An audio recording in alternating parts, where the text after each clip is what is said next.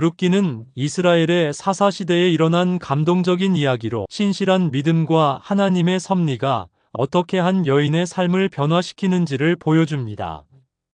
이 책은 나옴이라는 여인과 그녀의 며느리 룻을 중심으로 전개되며 그들의 헌신과 하나님의 은혜가 결국 예수 그리스도의 계보로 이어지는 과정을 담고 있습니다.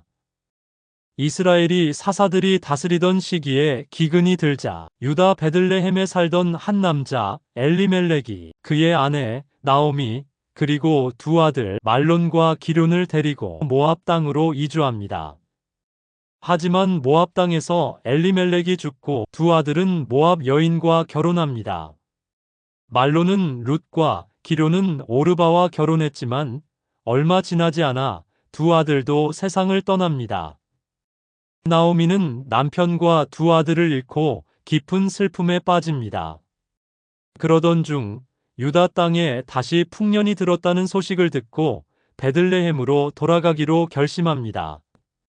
그녀는 며느리들에게 각자의 친정으로 돌아가 새 삶을 찾으라고 권했지만 룻과 오르바는 나오미를 떠나고 싶어 하지 않았습니다. 결국 오르바는 눈물을 흘리며 떠났지만 룻은 단호하게 나오미와 함께하겠다고 다짐합니다. 그녀는 유명한 고백을 남깁니다. 어머니를 떠나거나 어머니를 따르지 말고 돌아가라. 강권하지 마소서. 어머니께서 가시는 곳에 나도 가고 어머니께서 머무시는 곳에서 나도 머물겠나이다. 어머니의 백성이 나의 백성이 되고 어머니의 하나님이 나의 하나님이 되시리니. 나오미와 룻은 함께 베들레헴으로 돌아갔고 마침 보리 추수철이 시작됩니다. 베들레헴에 돌아왔지만 나오미와 룻은 남편도 재산도 없는 가난한 과부들이었습니다. 그래서 룻은 가족을 위해 이삭을 주우러 나갔고 하나님의 섭리로 보아스라는 남자의 밭에서 일하게 되었습니다. 보아스는 부유한 사람이었고 나오미의 남편 엘리멜렉과 가까운 친족이었습니다. 그는 룻이 나오미를 끝까지 떠나지 않고 돌보는 모습을 듣고 감탄하며 그녀에게 호의를 베풀었습니다. 보아스는 일꾼들에게 룻을 보호하고 충분히 이삭을 주울 수 있도록 배려하라고 명령했습니다.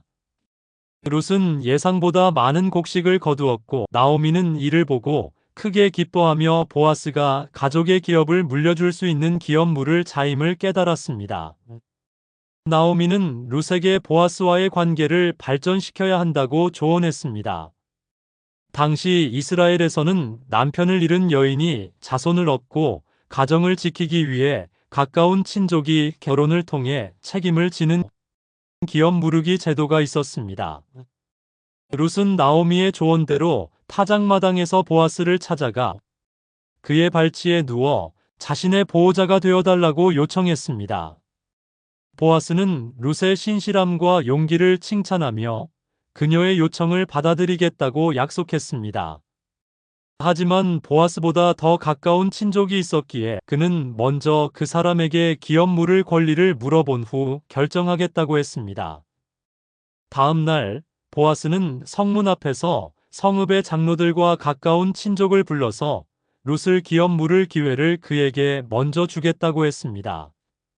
그러나 그 친족은 룻과 결혼하면 자신의 재산에 문제가 생길 것을 걱정하며 포기했습니다. 이에 따라 보아스는 공식적으로 룻을 아내로 맞이하고 엘리멜렉의 가문을 회복하는 기업 무르기의 책임을 다했습니다.